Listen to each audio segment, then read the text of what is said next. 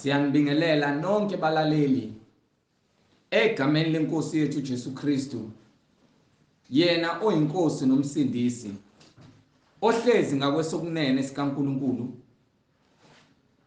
uyinkosi yamakhosi. Unkanyiso Bright Zulu lokhulumayo, ngihamba nomfowethu umhlengi Zondi. Sizocela kubo bonke abantu abalalele, inkosi mayivumile, ukuba sivule ngomkhuleko egameni lenkosi yethu Jesu Kristu, okuyena uNkulunkulu munye empilweni zethu. Baba wethu osezulwini, malingcweliswe igama lakho. Umbuso wakho mawufike Nkosi Jesu. Intando yakho ize yenziwe kithina sisemhlabeni, njengazo zonke idalwa nengilosi ezulwini. Sithethelela amacala ethu Nkosi Jesu. Usiphe namandla okuza kuwe Nkosi.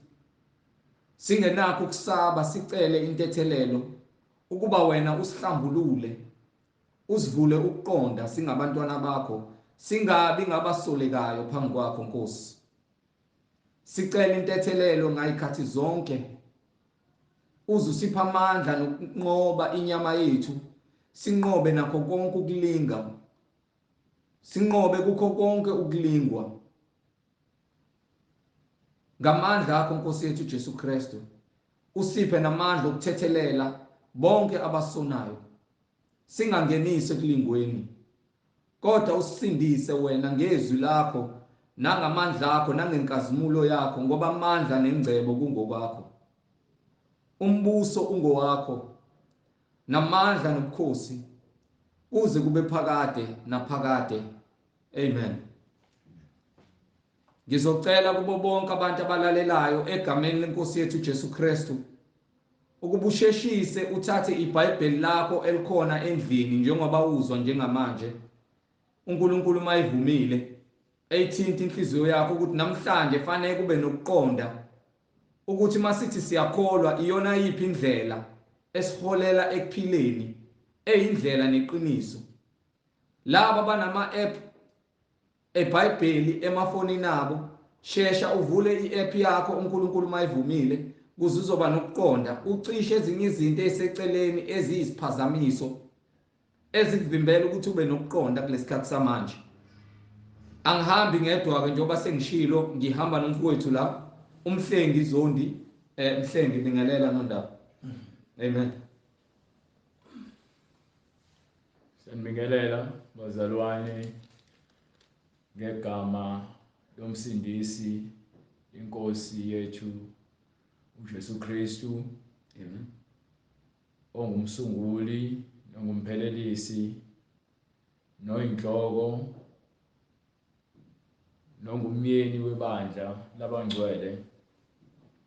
Sithudumo ngolwakhe, igama lakhe siyaliphakamisa ngokuba livele liphakamisiwe, ngokuba likho igama elingaphezu kwegama likaJesu Kristu esinikiwe lona emhlabeni, njengoba kungekho futhi elinye igama esingasindiswa ngalo ngaphandle kwegama likaJesu Kristu.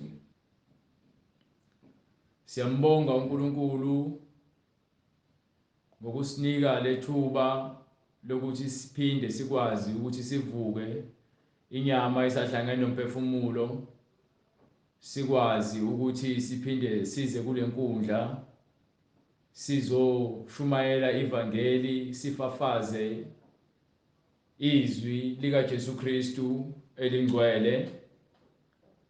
Lolu uhlelo izwi lenkosi uJesu Kristu.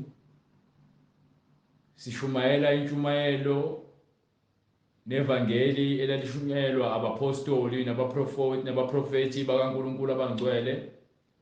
Akukho esikudidisayo nesikuthathela kwezinye izincwadi ezingaphandle engezona ezeBhayibheli. Konke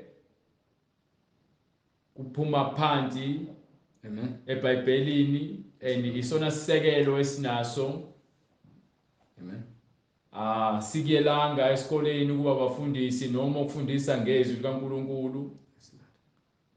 Asigijimeli amagama ukuthi sibizwe ngawominister noma ngabafundisi noma ngopastor noma bishop noma ngabapostoli, lokho akusho lutho. Yes, Lord. uNkulunkulu waziyo ukuthi ungenze ngayini, ngiyinceku, ngisisebenzi, ngisicashayiyana sikaNkulunkulu. Uma ngenza intando yakhe ke bese ngiba indodana, bese ngiba indlalifa. Uma ngihlala ngiphila kuye uKristu, aphinde futhi athi singabangani bakhe. Amen. So into ebalekile ukwenza intando kaNkulunkulu ukuze usondelane naye, aphile kuwena nawe bese uphila kuye. Yes. Siyambonga uNkulunkulu ngabapostoli nangabaprofeti bakhe abangcwele abaphathile izwi lakhe ngokuqonda. Sibonge nendodana kaNkulunkulu ayithumela yona yodwa ukuba izothula ubufakazi, izozikonfirmela yona iqiniso nobumnyama obubantu ukuthi abantu abafuni ukulungiswa, bamphika khona esefikile, baze bamthatha bambethele esiphambanweni kanye nabaprofeti bakhe ayebasendile, abababulala, babazingela, babagxoba ngamatshe ngenxa yobukhulu benhliziyo nokuthi abantu abafuni ukwamukela iqiniso. Nakhona ke isihogo sakhiwe sakhelwe bonke abantu abenzile okubi bengafunanga ukuphenduka bamukele iqiniso. Asikhathalele ukuthi ngabe uphuma kuphi, kodwa kona sona sakhiwe. Namanje siloke sithule bona ubufakazi bokuthi munye uNkulunkulu uJesu Kristu. Yes, Lord. Akanamphelezeli, akanamhlangabezi, akanambonisi. Uzakhele konke ngamandla akhe ezakhela yena. Yes, Lord. Ukuze yena azikhazimulise, alethe nobufakazi, agcwalise konke emhlabeni, phansi ngaphansi komhlaba, aphinde futhi ayezulwini. So kugcwele konke, kugcwele ngaphansi ngokuba wakunqoba ukufa, weze emhlabeni waphila, wabona, wazikhazimulisa, wasephindela esihlalweni sakhe sobukhosi ezulwini. Amen. So konke kugcwele. Yes, Lord. Asidingi lutho olunye oluqhamuka eceleni. No. Sifuna nje ukuthula kube kunina nonke, namukele izwi likaNkulunkulu. Yes, Lord. Izwi likaNkulunkulu linethe njengemvula, Amen. nina nibe inhlabathi evundile, Yes, Lord. bese imbewu ikhule ngaphansi ngesikhathi esifanele, ngokuba asinayo enye indlela futhi akukho kunye sikuphilelayo ngaphandle kokuthi sidumise uNkulunkulu nezwi lakhe negama lakhe, simkhazimulise ndlela zonke, simdumise mihla yonke yokuphila kwethu. Noma ngabe uyacula, kufanele ucule ingoma zamahubo, Yes, Lord. ucule ngokukamoya, uzinikele uNkulunkulu. Noma ngabe uyimbongi, kufanele kube imbongi, ubhale izinkondlo ngoNkulunkulu, umbonge. Yes, Lord. Uma ngabe ungumdansi, ungadansi imidanso yokonakala, kodwa udansela uNkulunkulu ngokumbonga. Yes, Lord. Uma ngabe ufuna umoya, kufanele ugcwaliswe ngomoya oyingcwele, imimoya kaSathane ukhululwe kuyo ngezwi likaNkulunkulu. Yes, Lord. Uma ke unesiphiwo, kufanele usisebenzise leso siphiwo ukudumisa uNkulunkulu. Yilokho kuphela engakusho, yilokho kuphela kubalekile andikona esimele ukukwenza ukuze thina sikwazi ukuthi simdumise, ngokuba usinikile ukuphila, wasinika uthando ukuze thina ke sifane naye. Amen. Bese siphila lempilo asidalele ukuthi siphile, ukuthi sibe ngcwele. Yes, Lord. Akukho kunye okudalelwe ongathi mhlambe ufuna ukubeka ngaphandle kokuthi uphile impilo yobungcwele, uthande umakhelwane wakho njengoba uzithanda, Yes, Lord. ungantshontshi, ungabe ufakazi wamanga, ungakhuluma amanga, kungaphumi into yokungcola emlomeni wakho. Amen. Amen. Ungathandi izwe kakhulu ngokuba izwe lizodlula nemisebenzi yalo emibi. Ungaphingi, ungafebi, hlukana notshwala nogwayi. Wena umuntu wesifazane osubanjwe imimoya amadimoni, thatha inwele zokufakelwa lezi uzikhiphe, uzishise. ngokuba ke awufuni ukuyohlushwa esihogweni ngenxa yokuthi ufaka amashiya okufakelwa wapenda ubuso ngobhuqu ongalazi bathi i-makeup, waphinde futhi wathatha izinto ongazazi wazigcoba emlomeni washintsha umlomo wakho wabomvu njengentiyane. Ukhumule ibhlukwe wena muntu wesifazane, wena ndoda ukhumule iziketi, uyeke ukufaka amawigi ube uyindoda ufake namacici, khumula amacici walahle laphaya, nisuse konke ukungcola, niyeke ukudweba ama-tattoo emzimbeni wenu. Umuntu wesifazane asuke ku-pulpit ahlale phansi amboze ikhanda lakhe, indoda ikhumula isigqoko esontweni ihlale phansi izithobe uNkulunkulu, ngokuba ikona lokho ekumele sikwenze ukuze sidumise uNkulunkulu, sikhombise ukuthi siyalalela. Ungaphumi emshadweni wakho uyolala ngaphandle, ungayifisi into kamakhelwane wakho, ngokuba konke lokho uNkulunkulu akafuni ukuthi kwenzeke. Uma umuntu ekwenze kabi uthi uNkulunkulu ungaphindiseli okubi ngokubi, ngokuba ke impindiselo ngeyakhe.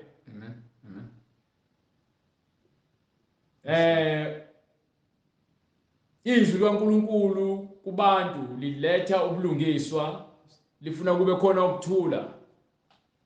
Kepha abantu ngenxa yokuthi uSathane usebakhohlisile, ukhohlise abafundisi, wakhohlisa ababusi bezwe, wasebukhohlisa umbusi walelizwe okuyena obusayo ebumnyameni, umoya kaSathane.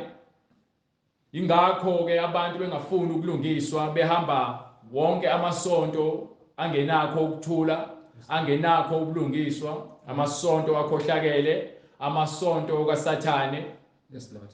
Hallelujah. Bayawalwela ngokuba ke ayabavuna ukuthi benze ukhohlakala, benze lonke uhlobo lokhohlakala.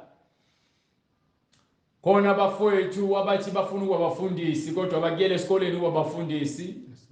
Baya esikoleni babafundisi but ke abaholo umoya engcwele ngoba babuya khona lapho ezikoleni zokuba abafundisi nezitifiketi, kodwa bona bengamathuna ahambayo, imlomo yabo igcwele upoison, ngokuba imfundiso yalabo abayilandayo lapha kulezi zikole zabo zokufundisa ngoba abafundisi bafundiswa ushevu, baphikisana neBhayibheli, bathathe iBhayibheli balenze inganekwane ngokuba ke baboshiwe. Njengoba ke incwadi yaseThesalonika yesibili ithi njengokuza kwakhe kunjengakho lo ongenamthetho, ogcwele inkohliso, oza kuqedwa ngakho uqhamuka kaNkulunkulu ngomoya womlomo wakhe nenkazimulo yakhe, ngokuba akafunanga ukwamukela iqiniso,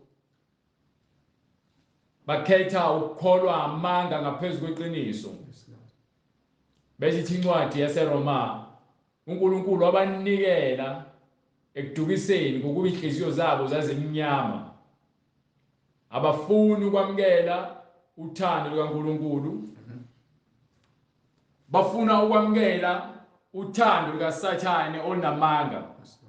Uma wamukela uthando lukaSathane, wena swamukele ukuthi wena uboshiwe emhlabeni, njengoba esho uJesu Kristu ethi ke wena unguPetru, kuleli dwala ngizokwakha ibandla lami, ngiza kukunika izahluthulelo, okubophile emhlabeni kuboshiwe ezulwini, okukhululiwe emhlabeni kukhululiwe ezulwini. Ongiphi incwadi kaJohane lapha ku chapter 20.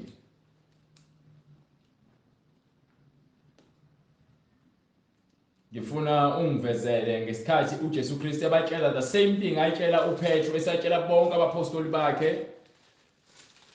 Chapter 20, ngifuna from verse 22 to 20 3. Incwadi ngokukaJohane isahluko samashumi amabili ivesi lamashumi amabili. Eseshilo lokho wabakhombisa izandla nohlangothi lwakhe. Base bethokoza abafundi beyibona inkosi. Khona uJesu wabuye wathi kubo, ukuthula makube kinina. Ufuna ukuthi ukuthula makube kithi. Njengoba ngisho ngithi uJesu Kristu uma eza emhlabeni ethi angizelanga ukuletha ukuthula kodwa ngilethe umlilo, and ngiyafisa engabe lo mlilo sophenjiwe kodwa kunombhabhathiso ekumele ngibhabhathise ngawo usho ukufa kwakhe kwasesiphambanweni ukuze kugcwaliseke imbhalo yonke eseBhayibhelini. Ngokuba lo mbhalo mase egcwalisekile sekugcwaliseke isiprofeto, so abekade behamba naye bebona izibonakaliso bemlalela bahlola imbhalo sebethi bembona esephanyekiwe njengokusho kwembhalo nokuvuswa kwakhe ethuneni bese kuthi bonke lokade bafundisa kona ebatshela kona abafundi bakhe ethi njengokuba ubaba engithume mina nami ngiyanithuma nina. So uthi uma nithandana ningabafundi bami. Uma nithandana ningabafundi bami.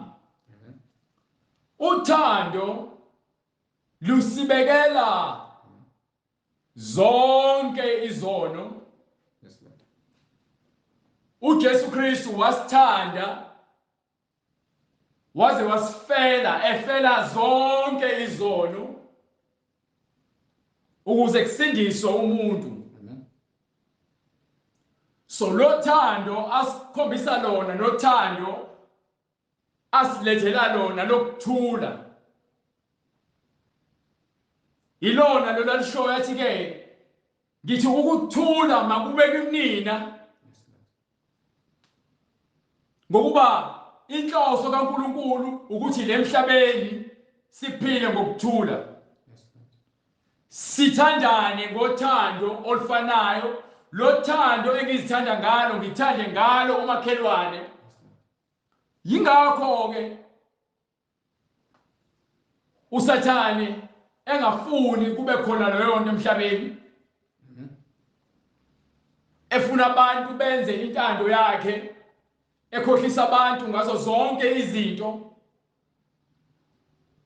ukuze abantu bangabi nalo uthando, babe nomona, babe nomkhapolo, babe nolaka. Ngokuba uSathane ungumbulali kusukela ekuqaleni,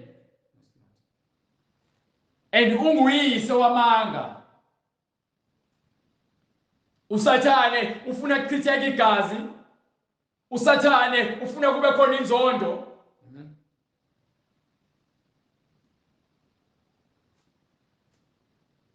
Umoya kaSathane iwona lo bantu abaze banza amacebo ukuthi ke babulale indodana kaNkulunkulu ngoba bebengakufuni ukuthula,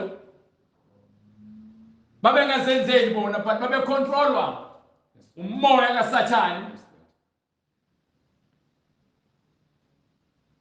So uJesu Kristu uthi ukuthula makube kunina nonke, uyasinika ukuthula. So njengoba ke abantu bakholwa ukuthi uJesu Kristu wafa efela ukuthula ukuze kube khona ukuthula emhlabeni. So uma ehlukanisa ethi angizelanga ukuletha ukuthula, usho ukuthi ke uzosusa ukushisa. Ngokuba kufanele kucace ukuthi obani abafuna ukwamukela ukuthula nobani abafuna ukuhlala ebumnyameni. Hallelujah. So njengoba ke ehlukanisa ekhaya siba u5. Hlukanise umama nobaba bangasazwana nezingane. Not ukuthi abazwani bazondana. Ubaba usonta eRoman Catholic Church. Nomama ingane zisonta kuphi? kuJesu Kristu. Zisindisiwe, ziphila impilo yobungcwele. So ubaba akafuni ingane zakhe zisonte kuJesu Kristu. Amen. Ufuna zisonke zikhonze izithombe ngokuba indlela naye akhule ngayo. So izingane uma zigcwele umoya engcwele, yena akafuni kube khona umoya engcwele ekhaya ngokuba le moya embusayo yaseRoman Catholic Church yokubusa yokukhonza izithombe nokukhothama esithombeni kuMaria. Bathandazekela abathuma kaNkulunkulu, uyambusa lo moya wamanga. So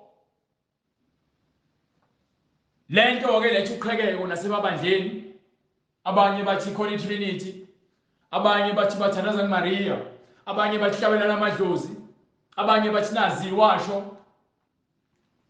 Bese siyaqhamuka thina sithi ke lethana umngcwele, nabo umngcwele eBhayibhelini, yonke into esishumayelayo nangu uJesu Kristu ohamba yedwa, oNkulunkulu, ophila okuphakade, okuyena obusayo phansi emhlabeni, ngaphansi emhlabeni naphezulu ezulwini. So laba uNkulunkulu benabathathu balahleni lekude. Yes, Lord. Yes, Lord. Ngokuba thina sidula ngoNkulunkulu oyedwa. Amen. Amen. Njengayo uDavide akazange ambulale uGoliath ngamanye amathathu noma ngeswasho noma ngomuthi, wayephethe itshe elilodwa. Yes, Lord. iBhayibheli lilodwa, imfundiso yaseBhayibhelini lilodwa. So uma wena unesinye isambulo esiqhamuka engqondweni yakho noma kumadimoni noma esikoleni lofundele khona ukuba umfundisi, uzofuna ukuphambanisa iBhayibheli. So kubamba ngalo iBhayibheli ngokuba ke uNkulunkulu uzambulile, wasikhombisa ukuthi uJesu Kristu uNkulunkulu. Amen. And uNkulunkulu uyedwa. Yes, Lord. So uma ke wena uzoqhamuka nemfundiso ebheke eceleni, awuyena kaNkulunkulu wena. Yes, Lord. Ngokuba uJesu Kristu usitshelile ukuthi usinika isiphiwo sikaMoya oyingcwele. Njengoba esinika isiphiwo sikaMoya oyingcwele, bese emva kwalokho athi Hallelujah. Ukuthula makube kinina. uthi ukuthula makube kunina. Umoya oyingcwele uletha ukuthula. Lokho uyakuveza incwadi yaseGalatia. Njengokuba ubaba engithume mina, nami ngiyanithuma. Incwadi yaseGalatia isahluko sesihlanu. Ngifuna ukuphe from verse 22. Ivesi lamashumi amabili. Sifuna ukuzwa umoya kaNkulunkulu ukuthi yini ayilethile emhlabeni. Amen. Incwadi yaseGalatia isahluko sesihlanu, ivesi lamashumi amabili nambili. Kepha izithelo zikamoya, Izithelo zikaMoya oyingcwele, izithelo zikaJesu Kristu, izithelo zikaNkulunkulu, ziluthando, uthando, nokujabula, ukujabula kwakho ujabula kuye, awujabule jointini, awujabuli ngamabhodlela kabhiya, Amen. Amen. awujabuli ngensangu, awucelebrate ngogwayi. Hallelujah. Nokuthula, Bese kuba yini? nokuthula. ukuthula. Hallelujah. Uzokuthola kanjani ukuthula ejointini nihlezi bangumsindo ngengoma ezugxushugxushu sikaSathane? Hallelujah. Nokubekezela. Uzokuthola kanjani uthando lweqiniso ejointini niphuza utshwala nidakwe imizwa bese niyakhanukelana nifuna ukulalana? Umoya ofebe ugcwele emajointini, umoya ofebe ugcwela kulamasonto lamabandla amanga. Ngoba yini? Umoya wothando awukho. Umoya wothando utholakala kuJesu Kristu. Akekho omunye umuntu ongamnika umoya wothando odlula kuJesu Kristu. Ngikhuluma nawe nje kumanje, lo muntu othandana naye noma oshade naye akuyena umuntu waqala la ukuthandana. Sothandana abantu abahlukahlukene befika bekushiya. KwabaseGalatia isahluko Bamba bekuhlukumeza, nawe usihlukumeza ngabantu. Ufuna uthando ngomzimba wakho kubantu. Ukuze abantu bakuthande kufuneke ube yinto ethize. Ufuna ukuba i-celebrate, ufuna ukuba i-star phakathi kwabangani bakho ukuze bakuthande. Uthando lwakho noma uthando olufunayo luncikile ekutheni wena kufanele wenze okuthize ukuze wena bakuthande.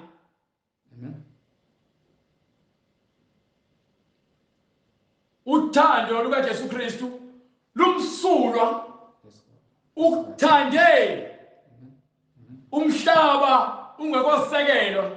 Hallelujah.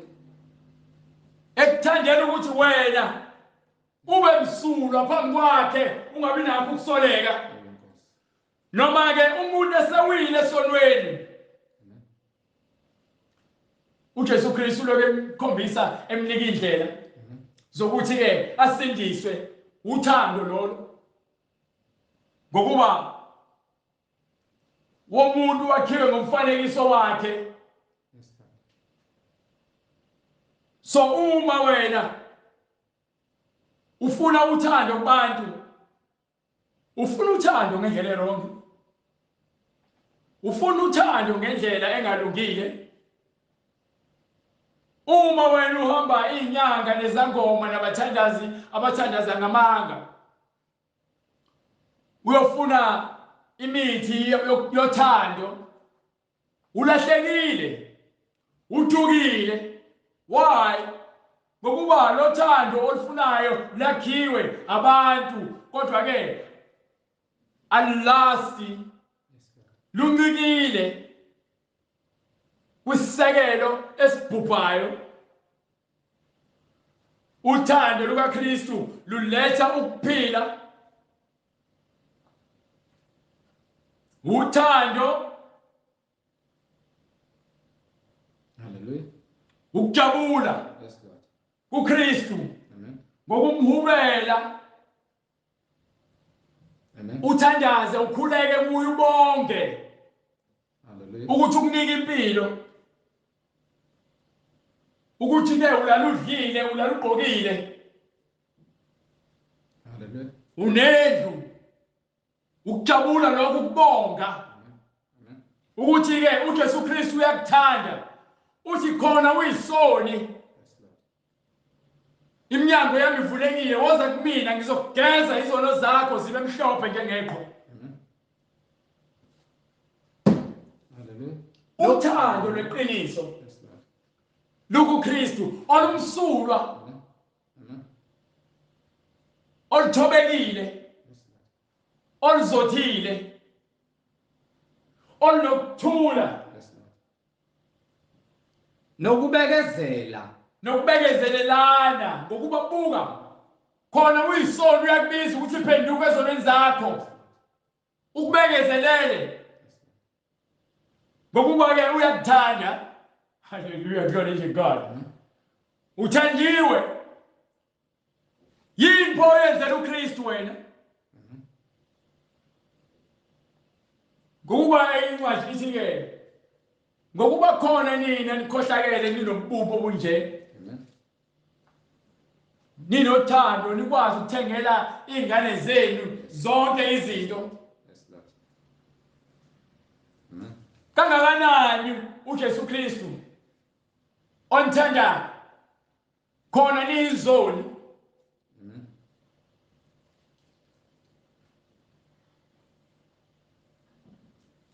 Lapha kwincwadi kaMathewu chapter 7 uthi ngqongqoza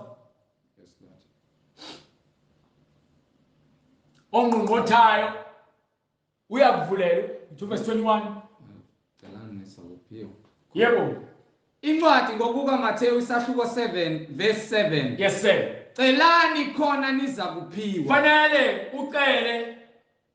Funani khona niza kufumana. Bese uyafuna. Ngqongqothani khona niza kuvulelwa. Bese uyanokha. Ngokuba yilowo nalowo ocelayo. Ngokuba yilowo nalowo ocelayo.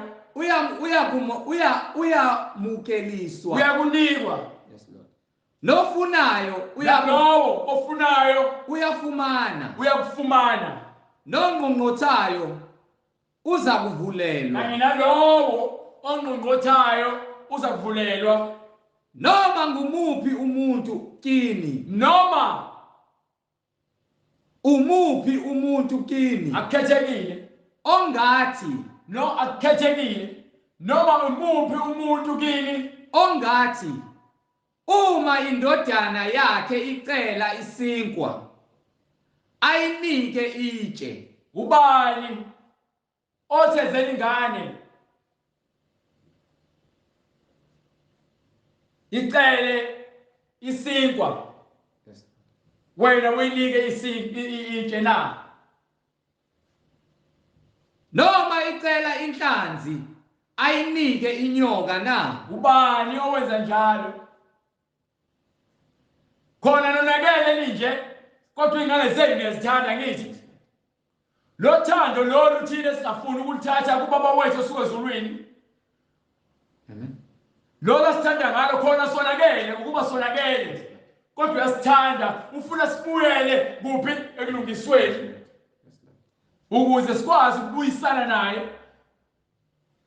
Ngakho ke uma nina elibabi, uma thina sibabi, nazi ukubapha abantwana benu izipho ezinhle. Do you understand? Hallelujah. Isikhohlakali bahamba bawontshotsha bakhohlakele babamba inkunzi mali yegazi bafuna ukuthi bajabulise ingane zabo.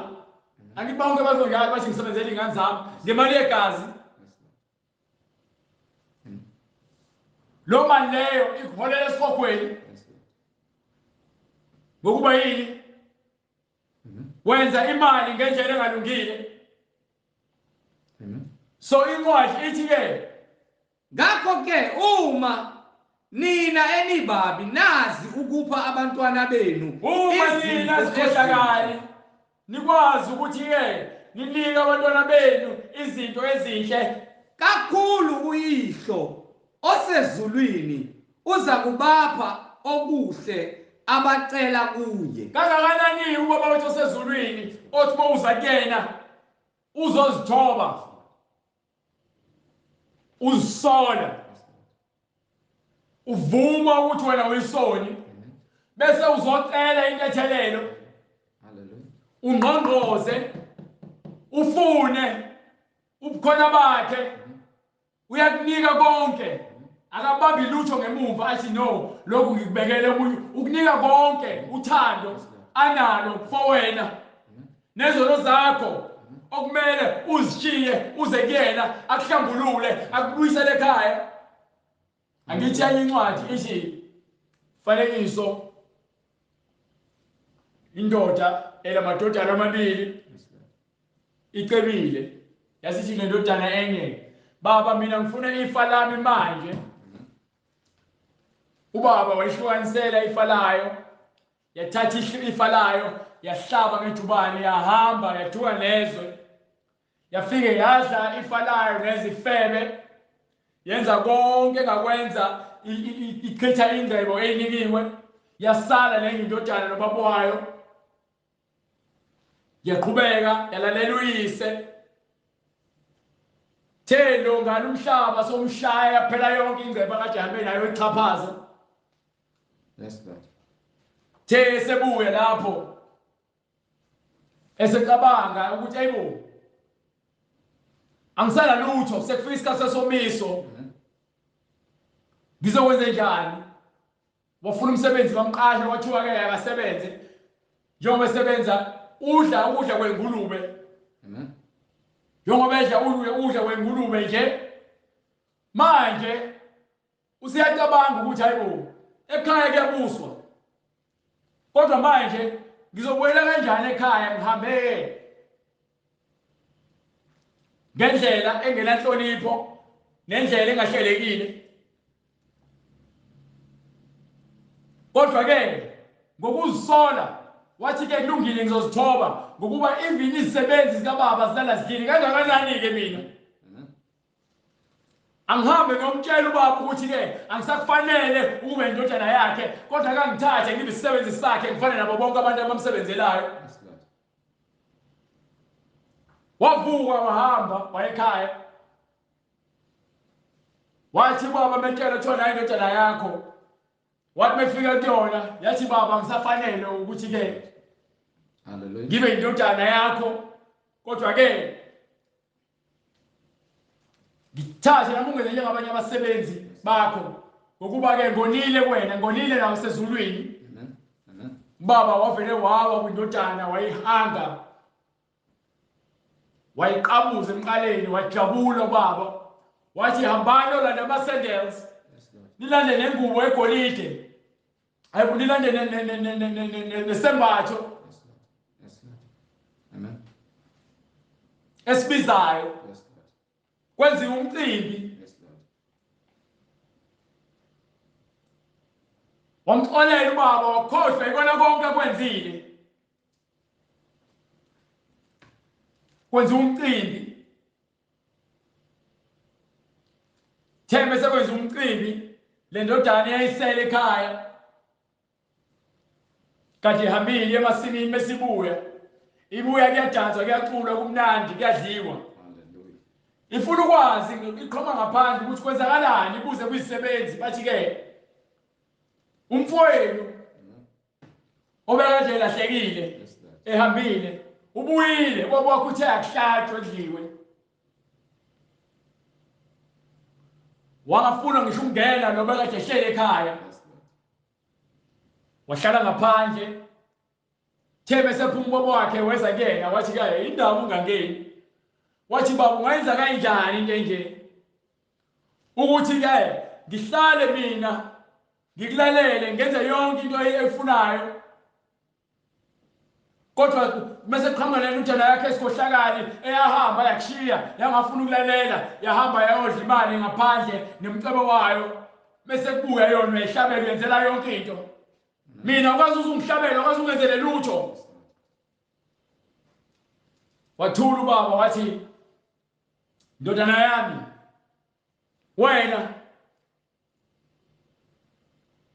ubulobu nami ngaso sonke isikhathi, asikho isidingo sokuthi ngikuhlabele ngikwenzele yonke lento le, ngokuba wena konke lokho okulana kwakho asikho isidingo sokuthi ngenze lento engenzela loya. Yes, Lord.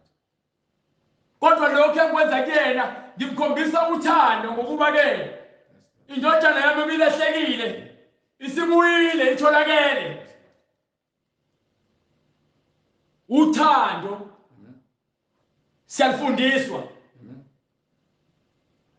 Ingakho bemhlabela ngokuba ke uyabonga ukuthi ke egcineni indodana yakhe ibuyile. Yes, Lord.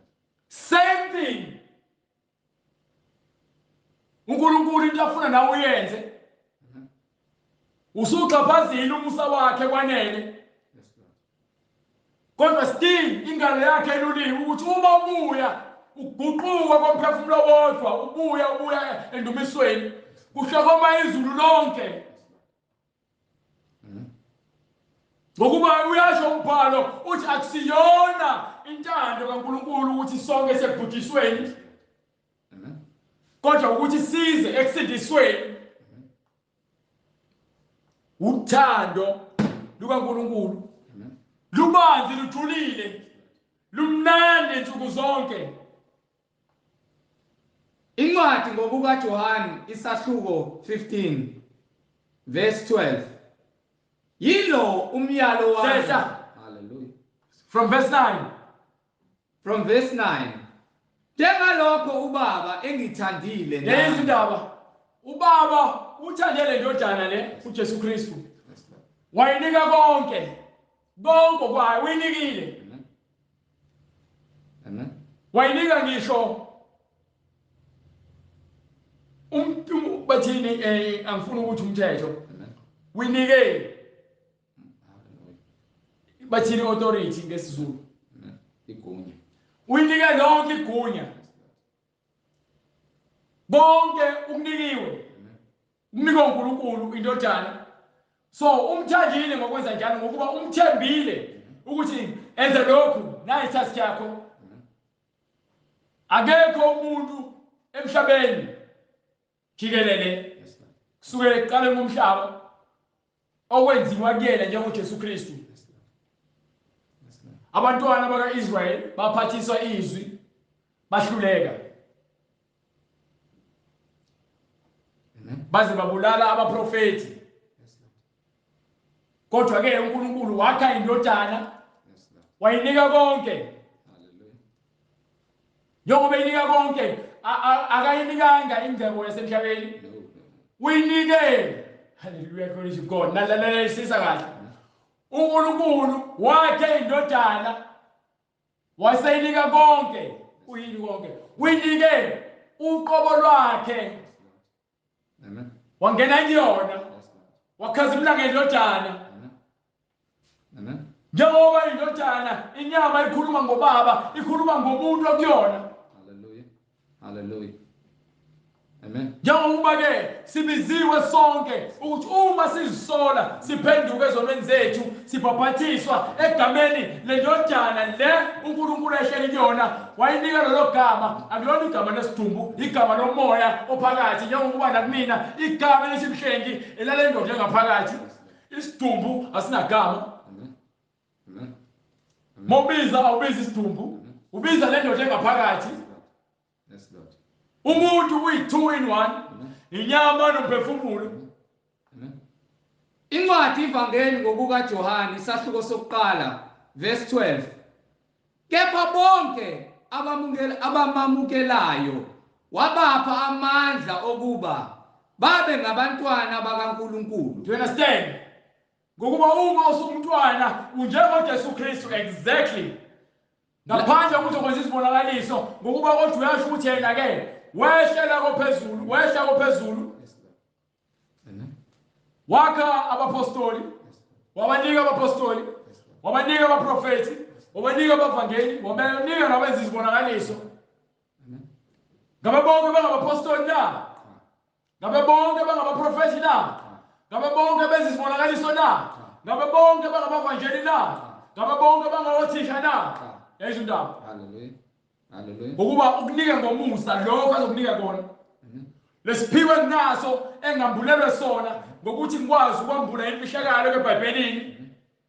Isiphiwo sami leso engisinikiwe engizothi mangisixhaphaza ngijeziswe sona.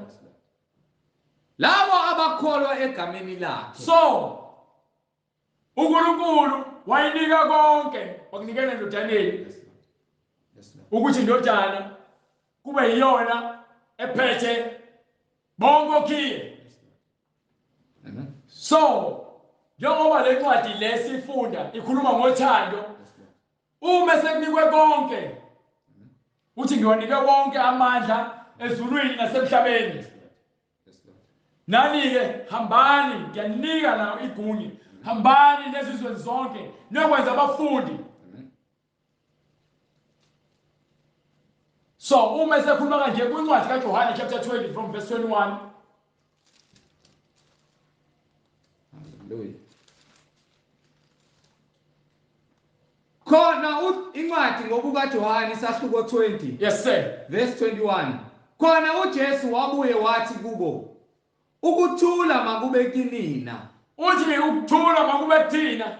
Njengokuba ubaba engithume mina. Njengokuba uNkulunkulu ethume indodana, Nami ngiyanithuma nina. Yayizwa indaba. Naye ukuba ke bakholiwe.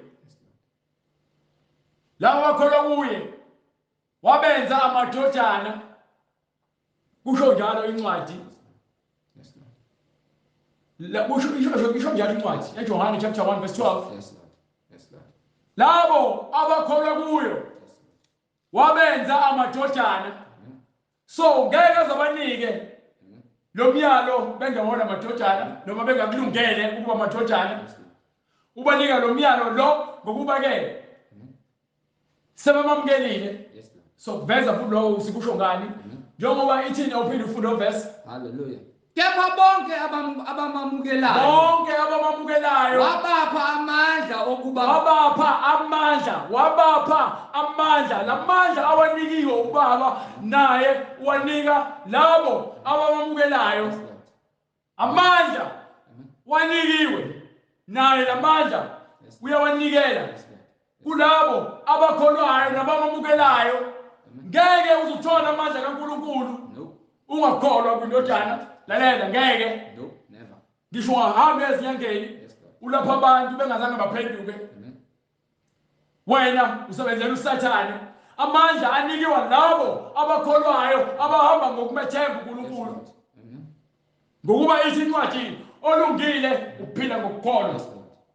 Amandla okuba babe ngabantwana bakaNkulunkulu. Banikwe amandla ukuba babe ngabantwana bakaNkulunkulu. Labo abakholwa egameni lakhe. Labo abakholwa egameni lakhe. Abangazalwanga ngagazi. Awuzalwa usuzelwe vele uyaphila. Manje sekumele ke kushintshwe isidalwa lesesingaphakathi usikhumule lesesidala. Ufake isidala esisha. Umoya oyingcwele. Mase lo moya oyingcwele kulomzimba wakho lo usuzelwe oyigazi nenyama. Mase ngene umoya oyingcwele ubaba usiyabusa ngaphakathi wena usuyindodana njengoba Jesu Kristu njengoba ethi ke ayikho into engizenzela yona mina. Kepha mina nobaba simunye. Uma sekuphila umoya oyingcwele wena ngaphakathi wena noJesu Kristu noNkulunkulu nimunye. Hallelujah, glory to God. Do you understand? Hlehla abe ngale ku chapter 20. Ifundele ukuthi ke ithini ngoba lo uma benikiwe amandla bese thi ke ukuthula makube nini nami ke ngokuba nginika lamandla engwanikwe ubaba ngiyanipha wona bese athini. Hallelujah. Njengobaba engithumile mina nami ngiyanithuma nina. Nami ke ngiyanithuma nina. Kwathi ukuba asho njalo. Wathi bese khulume lokho. Wabaphephetha. Wasebaphephetha ngani? Wathi kubo, yamukelani umoya ongcwele. Thathalini umoya ongcwele. Akushiwo ukuthi abathatha amakhandlela. Akushiwo ukuthi abafaka iphandla. Akushiwo ukuthi ke abafaka intamo esinqeni. No. Akushiwo ukuthi abathatha iswasho. No. Akushiwo ukuthi abathatha imithi. Banikiwe isiphiwo sani. Yamukelani umoya ongcwele. Umoya oyingcwele kumele wamukele kuphela wena. Kuphela. Ufuna uthando kaNkulunkulu. Hallelujah. Wena ufuna ke ukusondelana noNkulunkulu, amukela umoya ongcwele. Bese wathini? Enibathethelela izono. Yezindaba lalela ke. Utshela abafundi bakhe manje ukuthi yabona ke lokhu engimtshela kona. Sikhulume yakuqala ngokhohlwa. Ukuthi sithe akuboshiwe emhlabeni. Kuboshiwe ezulwini. Okukhululiwe emhlabeni ukhululiwe ezulwini. So uma wena ungalamukeli lelizwi ukholwe uboshiwe. Uma ungalamukeli lelizwi uboshiwe emhlabeni. Usho ukuthi isigcina sika Sathane emhlabeni. Wena uSathane uma segwetha uzogwethwa naye. Angikhathali ukuthi ngabe ubani, angikhathali ukuthi ngabe unani. Uma ungawamukeli umoya oyingcwele wothini Jesu Kristu bafundi bakhe. Hallelujah. enibathethelele izono. Uma ke ushungeziwe Yes, Lord. awuxolelwa yimina. Yes, Lord. Izwi engishumayelayo olizwayo ilona leli elizokuthethelela izono ngokubuya lamkela liphile kuwe ngokuba lo umusa kaNkulunkulu akunika wona njengesoni athi buyele ekhaya. Uyakuthanda usebenzisa mina ukuthi ngibe yiveseli ngibe phambi kwakho ngikutshela ukuthi uNkulunkulu utheni. Yes, Lord. Nangu uNkulunkulu ekhuluma nawe la. Uthumela indodana yakhe ethi izoza kuthina. Yes, Lord. Yathi yahambe iphinda kubaba ukhuluma umoya engcwele ekhuluma kuJesu Kristu. Wasikhazimlisa wabuya umoya engcwele weza kuthina. Yes, Lord. Njengoba simamukela umoya engcwele siphila ngayo umoya engcwele. Yes, Lord. Angiphili ngezwasho, No. angiphili ngemjovo, No. angiphili ngamaphilisi. Hallelujah. Ngiphila ngezwi Yes, kaNkulunkulu. Lord. Yes, Lord. Angiphili ngokukhathwa, No. angiphili ngembiza. Amen. Amen. Hallelujah. Ngiphila ngezwi, Yes, Lord. ngiphila ngomoya engcwele. Uma umoya engcwele sisekushayela isikhathi esishayela isikhathi. Amen. Amen. Amen. Ngokuba yini? Hallelujah. Enibathethelela izono zabo bathethelelwe. Sithethelelile izono. Samukela intethelelo. Yes, Lord. Bela nabe sidinga intethelelo. Amen. Amen. Sincenga sinxusela intethelelo. Amen. Wasifica umusa sawamukela. Yes, Lord. Ngabe wena ulindeni? Yes, Lord. Hello. Ulindeni? Amen. Amen. Usathanda ukuba isiqila sikaSathane akusebenzise ngamadimoni onke akucindezelayo, madimoni otshwala, madimoni kagwayi, madimoni okufeba, Amen. madimoni okuthanda izinto, amadimoni okuthanda ubuyaluyalo, amadimoni okuthanda ingubo ezincane, Amen. amadimoni okuthanda ukufaka ama-extension, amadimoni okuthanda ukufaka amagolide, Amen. amadimoni okuthanda ukufaka impahla ezibizayo ezingenasidingo ukhonza impahla nemali. Amen. Amadimoni enkohliso, amadimoni amanga, Amen. amadimoni okuthanda iTV. Yes, Lord. Yes, Lord. Buke zonke inhlelo zeTV. Amadimoni sanganikele einganeni zibukisa yonke izinto lokho TV opopayo eqabulana belalana besilisa. Hallelujah. Nifundisa ingane ezincane, nifundisa ngamadimoni, ushiya ingane ne-TV, uthayidlala amadimoni, ingeno amadimoni, lemoya edlala TV, nawe uyayihogela. Yes, Lord. Amen. Hey, maningi amadimoni utshele. Yes, Lord. Lemhlabeni Amen. amadimoni maningi ngaphezulu kwabantu. Yes, Lord. Amen. Ingakho uma ukholwa, uthando lukuficile, umoya engcwele wangena kuwena, uphila ngomkhuleko. Hallelujah. Ngokuba yini? Amadimoni ayamsaba uJesu Kristu. Amen. Amadimoni ayangqangqazela uma eza igama likaJesu Kristu. Yes, Lord. Aphuma ahlalele kude. Amen. Ngeke uzuphile ngegazi lemvana. Yes, Lord. Kodwa ke ukuphuza inkomishini noma udle etafuleni lamadimoni noma lo devil. Yes, Lord. Yes, Lord. Uma uNkulunkulu mlandele. Yes, Lord. Uma uSathane ubhala ewubaba wakho landela yena. Ngokuba ukwazi ukukhonza amakhosi amabili. Yes, Lord. Amen.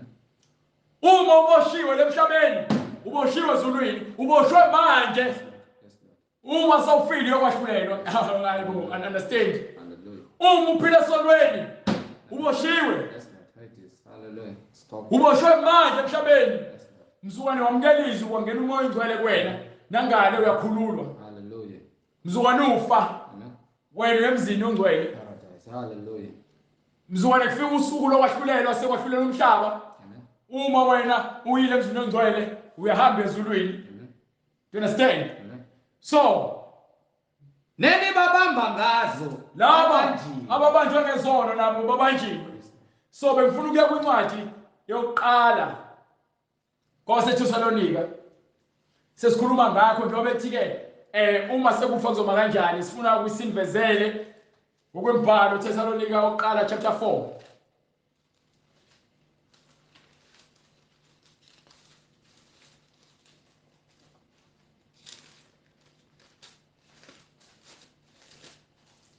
Incwadi kwabaseThesalonika Isahluko sokuqala from verse 13.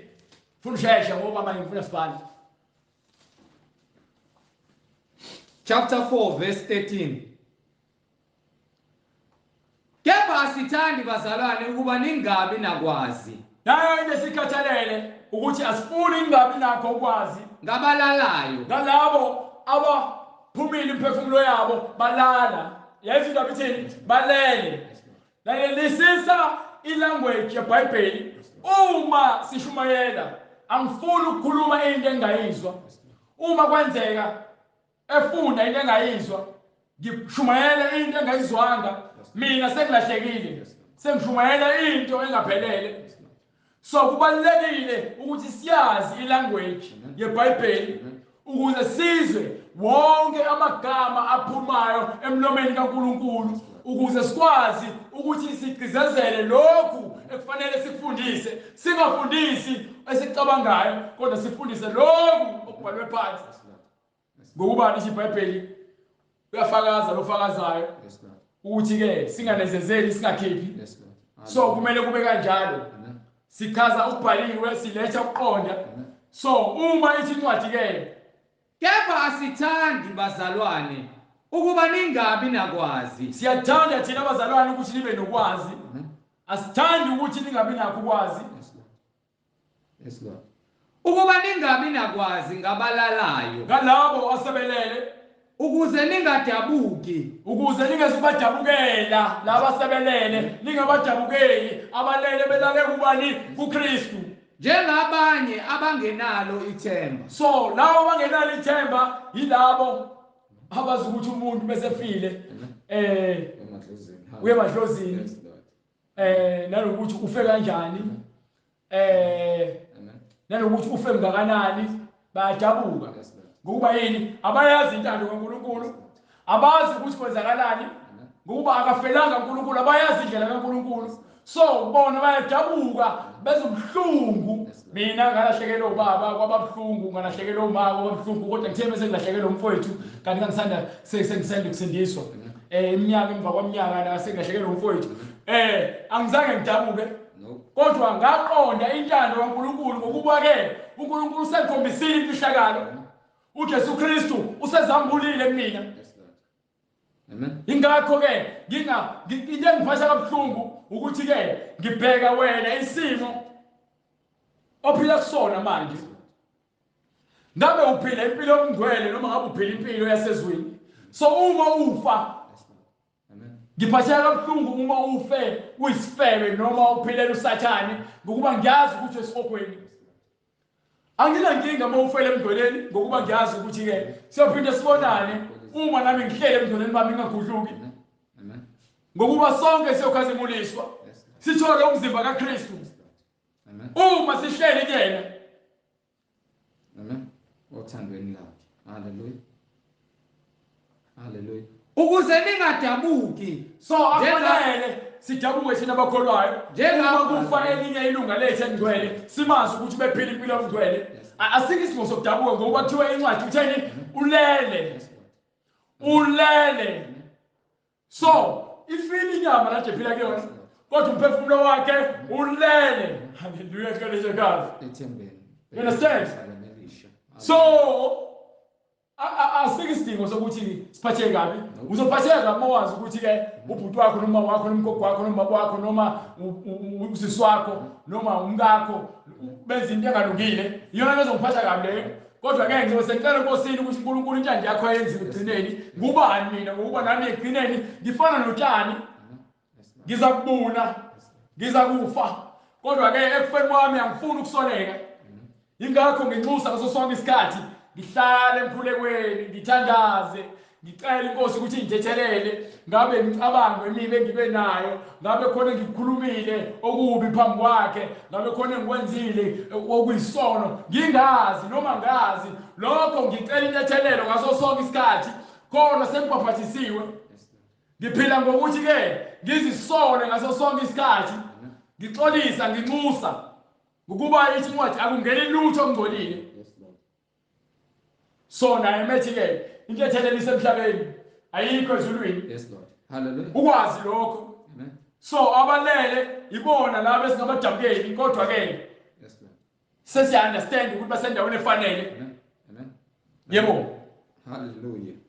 Ukuze ningadabuki njengabanye abangenalo ithemba, ngokuba uma sikholwa ukuthi uJesu wafa, Umuntu okhulekile yes, Lord. uma kufa umuntu Yes, Lord. ukholwa ukuthi uJesu wenza njani? Wafa, Kwasekwenzakalani? wavuka. Wavuka. Yes, Lord. Usuyazi ukuthi okay, nami ngikholwa kuKristu. Ngenza konke uKristu athi angikwenze. So nami ngizofana naye. Yes, Lord. Ngizofa. Yes, Lord. Emva kwesikhathi njengoba yena wayezulwini mina ngizolinda. Yes, Lord. Ngilinda yena ukuthi abuye. Yes, Lord. Mase abuya uze kwahlulela izwe. Yes, Lord. So uma kwahlulela izwe mina ngibe sengithathwa ngiswa le khona uJesu Kristu angithembisa ukuthi ngizoya khona. Yes, Lord. Yes, Lord. Ngokunjalo ke uNkulunkulu uyakubaletha nabaleleyo kuJesu kanye naye. Yezwe indaba. Yes, Lord. uNkulunkulu labo baleleyo uyakubavusa Amen. bahlangane noJesu Yes, Lord. babe munye enkazimulweni. Yes, Lord. You understand? Yes, Lord. Amen. Ngokuba lokho sikusho kini ngezwi lenkosi ukuthi thina esisekhona sisasele kuze kube sekufikeni kwenkosi. Thina Ngokuba lokho sikusho kini ngezwi lenkosi lokhu esikushoyo aqhamuke kumuntu oyicabangelayo kodwa kuqhamuka ngezwi lenkosi. lokho okukhulunywayo la eBhayibhelini kuqhamuka ngezwi lenkosi phela nje ukuthi thina esisekhona thina sasele emhlabeni sisasele ukuze kube sekufikeni kwenkosi. silindele usuku lwenkosi. Yes, Lord. Thina sasele emhlabeni Yes, Lord. silindele usuku lwenkosi. Asiyukubandulela nempela. Ngeke sabalandela abashone phansi emgodini. Yes, Lord. Uma ke kuba uJesu Kristu kuthiwa kuzokwenziwa i-rapture, Yes, Lord. asiseke isidingo sokuthi uye phansi emgodini No, no, no. uyokukhazimulisa uhlangane naye emoyeni. Yes, Lord. Ngeke usalandela abantu abashone phansi. Ezindaba. Amen. Hallelujah. Ngokuba lokho sikusho kini ngezwi lenkosi ukuthi thina esisekhona sisasele kuze kube sekufikeni kwenkosi. Asiyukubandulela nempela abaleleyo. Ngokuba inkosi uqobo iyakwehla ezulwini ngezwi lenhlokomo. Ngokuba uJesu Kristu uyakwehla uqobo lwakhe ezulwini ngezwi lenhlokomo. Yes, Lord. Yes, Lord.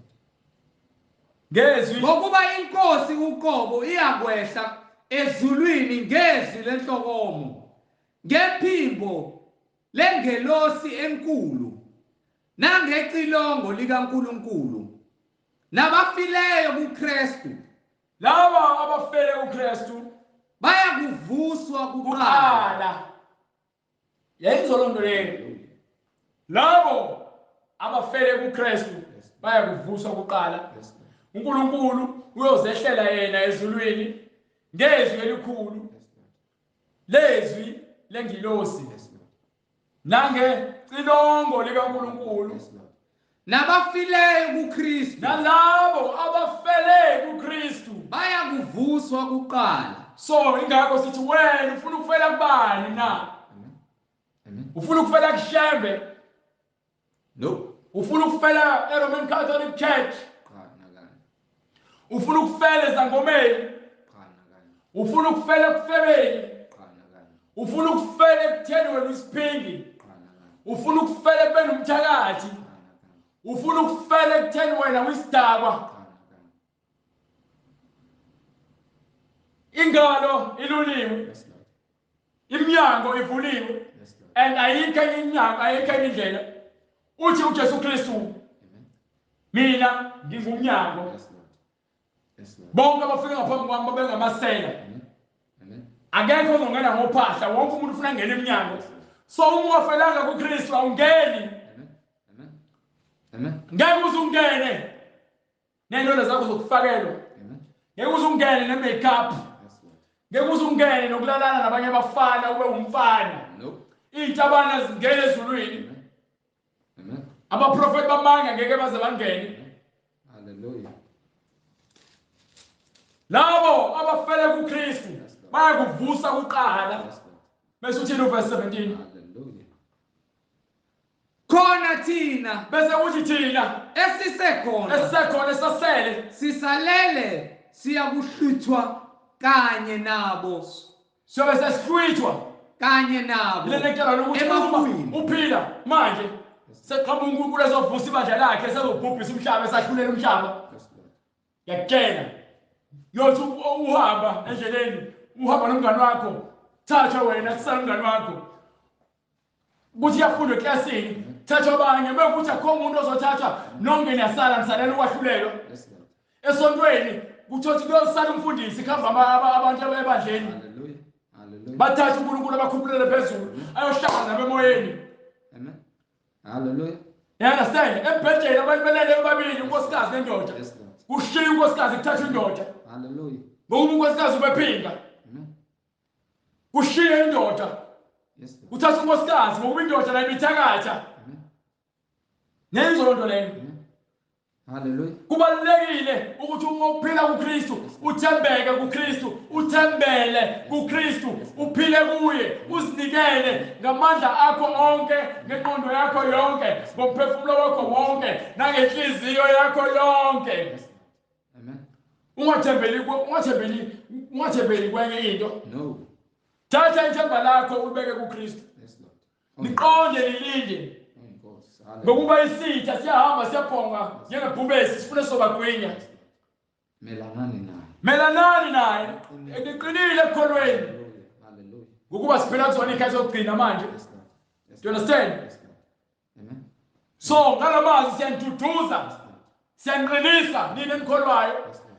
nina ningakholwa siyanikhuthaza Yes, Lord. ukuthi ke lize kuKristu. Yes, Lord. Manje usanethuba uma uthi uthatha uMasigcozi losukhulumayo noma umdlalo lungile.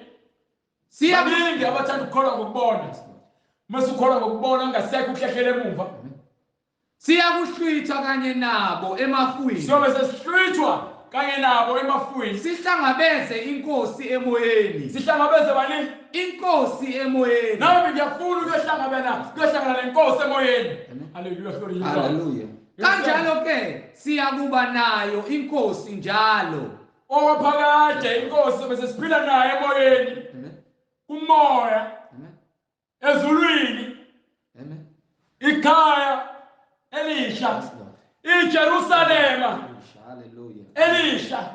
Ngakho ke tutuzanani ngalawo mazwi. Nawe ke uyakhuthazwa ukuthi ke uwazi lokho Yes, Lord. uphile ngalamazwi Yes, Lord. ngokuba ke wona uphile okuphakade. Lamazwi lawa amanzi umele uwaphuze Yes, Lord. ukuze uphinde wome. Amen. Amen. Siyambonga uNkulunkulu ngokuhlakanipha kwakhe nangomusa wakhe. Amen. Hallelujah. Siyambonga uNkulunkulu ngothando asinike lona. Amen. Hallelujah. Uyafunda lo? Hallelujah. Incwadi kumaHebheru isahluko sesithathu. Yes sir. Verse 12. Yebo. Xwayani bazalwane Qaphelani bazalwane ukuba nakoyedwa kini kungabi khonhliziyo embi. So phakathi kwethu njengoba sikholwa khulunywa nabazalwane. Yes, Lord. Kakhulu kukhulunywa nabantu abakholwayo bazalwane abathandekayo zinceku bathandiweyo benkosi. Amen. Ukuba nakoyedwa kini. Xwayani bazalwane ukuba nakoyedwa kini Hallelujah. kungafunyanwa Yes, Lord. Inhliziyo embi ungabi nenhliziyo elikhuni, engakholwayo ungabi nenhliziyo eqinile yintshe, engakholwayo emhlubukisa kuNkulunkulu Yes, ophilayo. ungakholwa kuhlukisa umuntu uNkulunkulu ophilayo. Yes, Lord. Afuna ukuyofuna obanye uNkulunkulu angabazi. Yes, Lord. Yini? Inhliziyo elikhuni, inhliziyo iqinile. Xwayani bazalwane ukuba nakoyedwa kini kungabikho inhliziyo embi engakholwayo. Umoya lowo kumele uthandazele uma uzazi ukuthi unenhliziyo enkulu. Hallelujah. Uyathandazela yonke le moya ukuthi ukhululwe kuyona. Hallelujah. Ngokuba ukhululwe emhlabeni, Yes, Lord. ukhululiwe ezulwini. Amen. Uyakufakazela umkhuleko wakho ucela ukuthi ukhululwe, usebenzela kona ukuthi ukhululwe.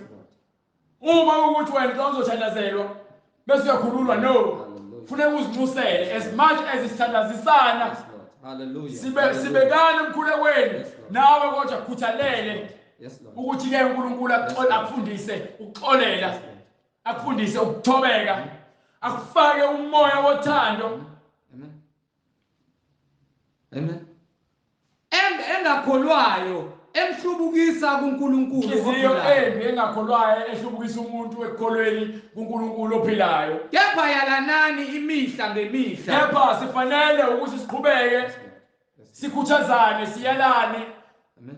imihla ngemihla Kusathiwa namuhla njengoba kusayikhona namhlanje isona sikhathi esisanaso esisinikiwe ukuze kungabikho kini owenziwa lukhuni ngokukhohliswa kwesono. Do you understand?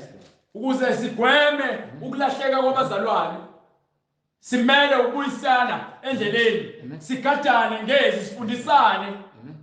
Ngokuba sesingabahlanganyela kuKristu. Ngokuba manje thina abangcwele, thina abathandiweyo, thina bandla likaKristu.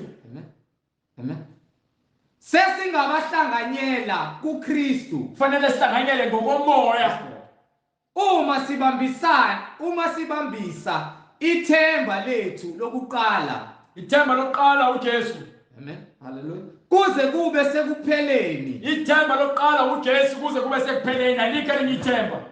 Uma kuthiwa namuhla uma nilizwa izwi lakhe ningazenzi lukhuni izinhliziyo zenu. So uma uzwa izwi noma lishunyayelwa izwi, akufanele uthathe inhliziyo yakho uyibophe ibe yitshe. Yes, Lord. Uma uzazi ukuthi wena uyakufuna ukuthula, uyalufuna uthando, uyakufuna ukujabula, uyakufuna ukuphila okuphakade, uzoyincenga inhliziyo yakho ukuthi ke ingabi ikhuni. Uzozila ukudla, uhlale emkhulekweni, uncenge, unxusa uNkulunkulu ukuthi akulungise ngokuba uyakufuna ukuphila okuphakade. Ngokuba inzondo iyakuvalela amathuba ukuthi ubonane noNkulunkulu. Ngokuba incwadi ithi babusisiwe abamsulwa enhliziyweni, abahlanzekile enhliziyweni ngokuba bayambona uNkulunkulu. Do you understand? Ngiphi incwadi yezenzo sahluko sesibili.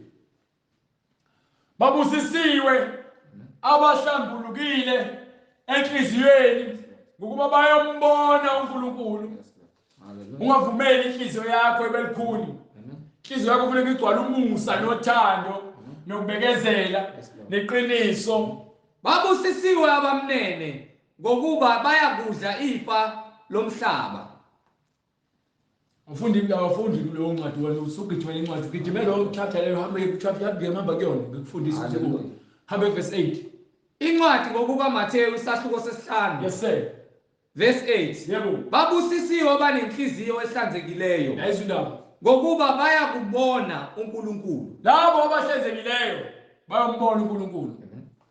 Fanele ufunde ukuthethelela ukuze nawe uthethelelwe uma ucela ukuthethelelwa. Babusisiwe abanesihawu ngokuba bayakuhawukela. Mina ngifuna u-Act 2:38. Wena manje usufunda le ncwadi uqhubeka nayo. Incwadi Mina le verse sengiqedile ngalo. Incwadi yezenzo. Waze wangisekela ngayo incwadi. Wangifakazela. Usufuna ukuqhubeka nalo ncwadi, usafuna isiqede. Hallelujah.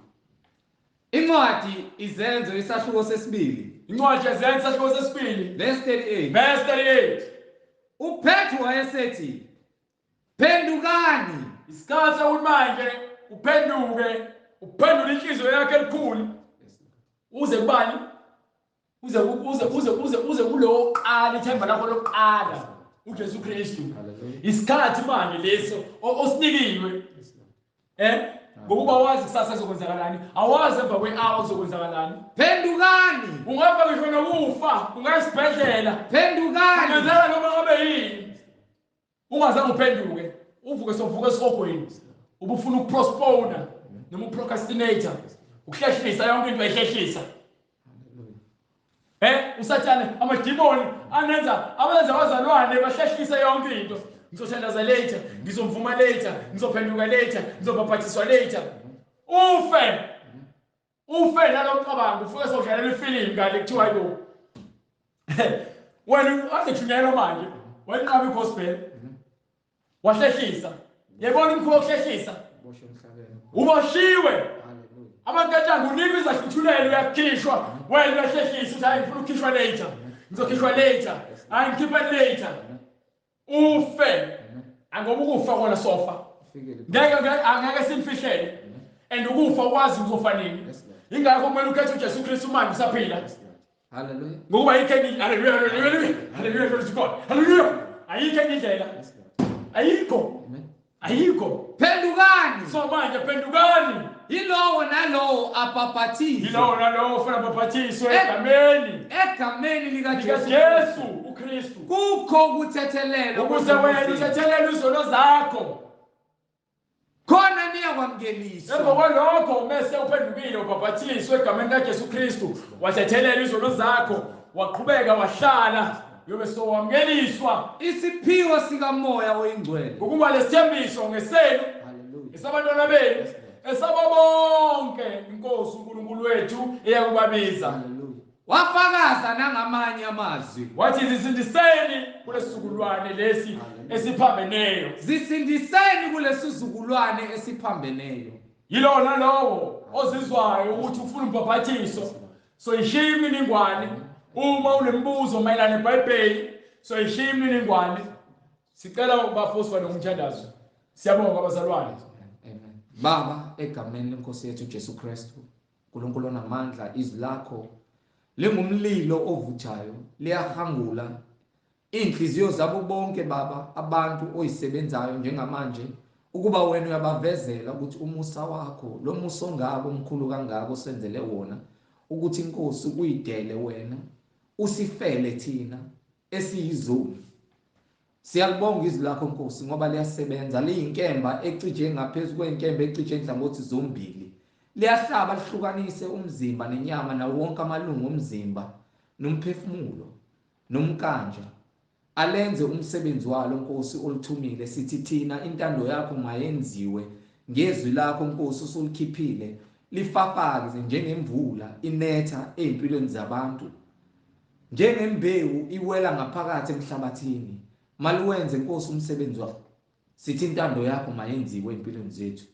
Sinqobe Nkosi, izwi lakho linqobe yonke imoya enenkani edwanguzayo. Bakhululwe Nkosi, usikhulule kukho konke ukubopheka Baba, ngoba kuboshiwe ezulwini, kuboshiwe nasemhlabeni.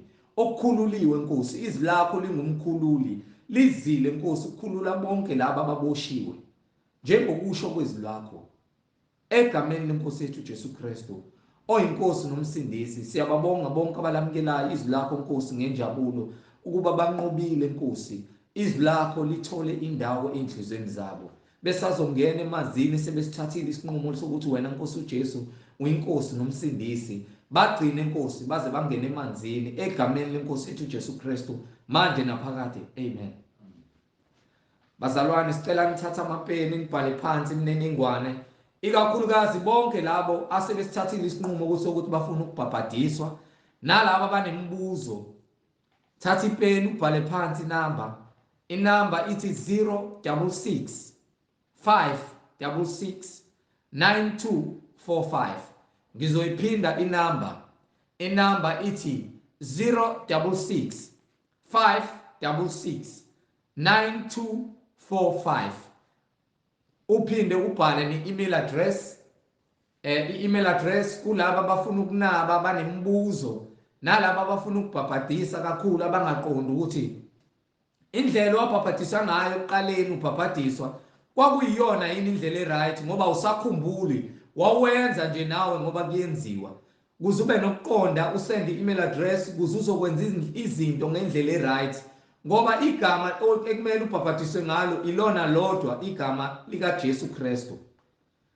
Thatha i-email address uthi izwi lenkosi .ujesukristu@gmail.com. bhala i-email address, ngiyayiphinda ngithi izwi lenkosi .ujesukristu@gmail.com. Intshumayelo ziyatholakala futhi na ku-YouTube ngokuphelele kwazo zonke, so ukuze ukwazi ukusubscribe uyithole intshumayelo ngohlelo lazo ziphelele, ukwazi ukuyilalela uyiphinde over and over ukuze uzokwazi ukuthi uphinde uyisindise, ngoba uNkulunkulu uyasebenza enhlizweni yakho. Ukwazi nokuthi uphinde uthumele namalunga omndeni nabangani bakho ukuze bezokwazi ukulalela, baphinde balamukele izwi ngenjabulo, bayisindise nabo. Kwi-email address uthi izwi lenkosi uJesu Kristu. Ku-YouTube bazalwane, ku-YouTube ngilungise, ku-YouTube uthi izwi lenkosi uJesu Kristu. Musi uyakwazi ukusubscribe. Ku-YouTube uthi izwi lenkosi uJesu Kristu. Siyatholakala ke na ku-Instagram. Ku-Instagram uthi izwi lenkosi uJesu Kristu. Uzobe usukwazi ukusenda ama-DM nokuthi ufollowishe ku-Instagram, ngokuba uJesu Kristu uyinkosi nomsindisi wempilo zethu manje kuze kube phakade. Amen. Sibonge bazalwane, umusa nothando likaNkulunkulu, siphinde sibonane ngokuzayo futhi uma inkosi ivumile. Amen.